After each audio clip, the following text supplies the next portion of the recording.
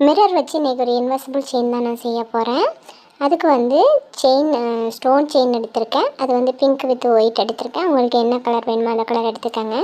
ஸ்டோனை வந்து கம் போட்டுட்டு ஒட்டிட்டு அப்புறமா நமக்கு எந்த அளவுக்கு ஸ்டோன் இருக்கோ அந்த சைஸுக்கு வந்து ஸ்டோன் செயினை வந்து கட் பண்ணி அதையும் ஃபிட் பண்ணிக்கோங்க. அதோட ஸ்கொயர் டைப்பில் எல்லாத்தையும் கட் பண்ணி எடுத்ததுக்கப்புறமா கீழே வந்து நான் வந்து ஸ்டோன் வச்சுருக்கேன் பிங்க் கலரு.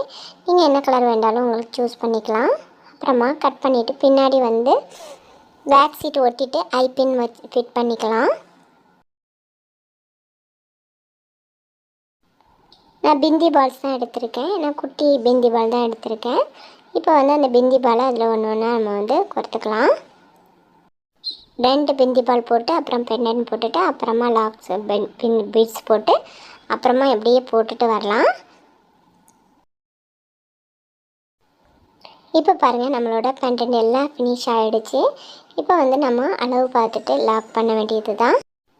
ஃபுல்லாக விடுறதுனால அப்படியே விட்டுடலாம். நான் வந்து என்ன செஞ்சேன்னா ஒரு இன்ச்சு விட்டு அதை வந்து லாக் பண்ணியிருக்கேன். இப்போ பாருங்கள், நம்மளோட இன்வெசிபிள் செயின் சூப்பராக ரெடி ஆகிடுச்சு.